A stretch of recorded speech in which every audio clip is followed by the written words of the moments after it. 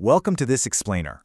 Today we're taking a truly fascinating journey into one of the most profound texts in human history, the Heart Sutra. But listen, we aren't going to treat this like some dusty ancient philosophy. Instead, we're going to look at how this wisdom actually provides a compassionate, highly practical toolkit for soothing our very modern burnout and emotional exhaustion. So, let me ask you, are you carrying the weight of the entire world on your shoulders right now? Honestly, we all feel that crushing burden of daily expectations, right? The relentless emails, the constant fear of falling behind. It feels incredibly heavy. But what if the very nature of that heavy burden isn't actually what we think it is? To really understand this, we need to look at a classic analogy from our sources. It goes like this. Stepping on a rope in the dark, you experience the sheer terror of thinking it's a snake. Just imagine that visceral reaction for a second. Your heart pounds, your adrenaline completely spikes, and you are frozen in absolute panic. It's kind of like the feeling of getting a late-night Slack message from your boss. In that exact moment, your suffering is 100% real. But here's the thing. When you're in the dark, the illusion of the snake causes genuine, intense panic. But when the lights come on, the reality is revealed. It's literally just a rope. It's harmless. And the terror? It instantly vanishes. You don't have to fight the snake because, well, the snake never existed in the first place. Modern stress happens because we're constantly reacting to these terrifying snakes created by our own minds, rather than the neutral ropes of reality.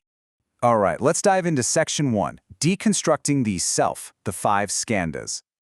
Our source material outlines the Five Skandhas not as some rigid religious dogma, but really as the 5 moving parts of our human machinery. Think of them as gears running your daily life.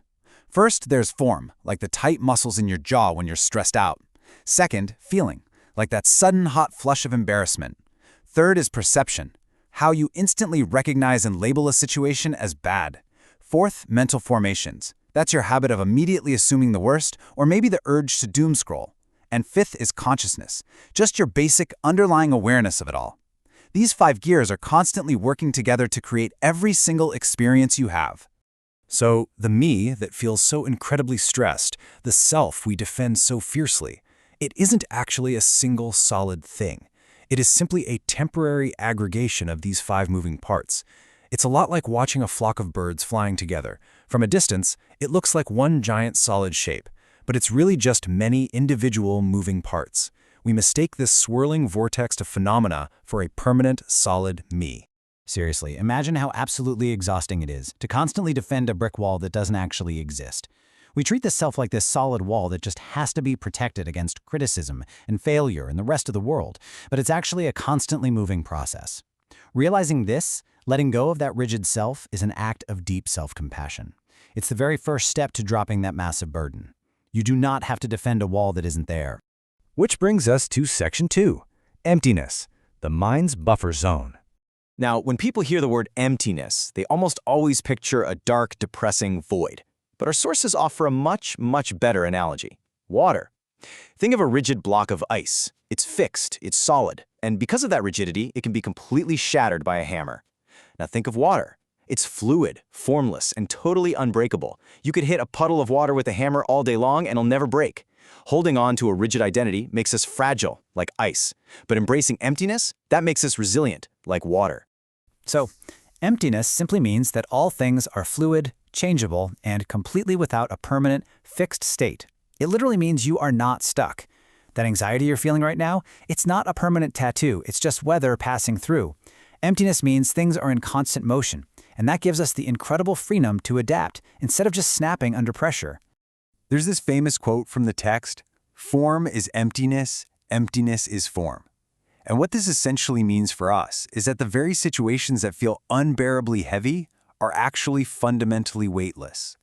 All of our solid-feeling emotions and stressful situations are absolutely guaranteed to pass because their very nature is change.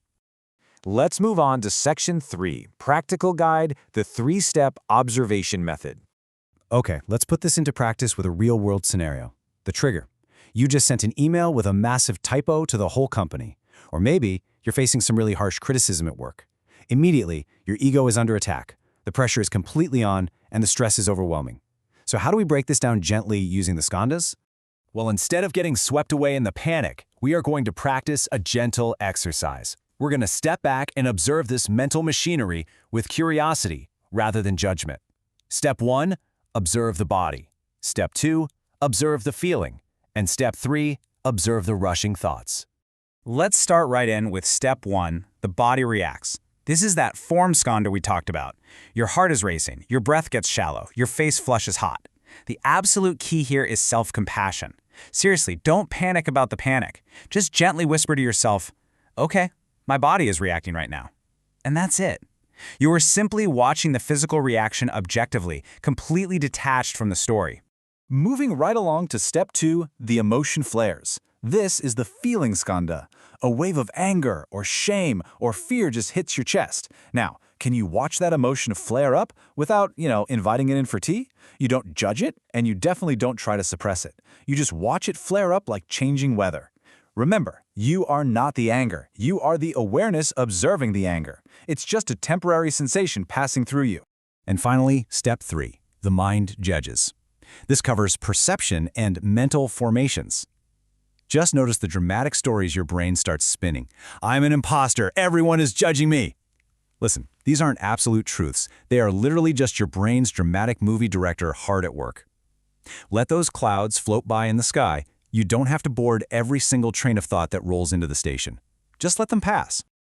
Let's wrap up with Section 4, Becoming the Mindful Awakened One. Most of us live our lives caught right smack in the middle of the storm.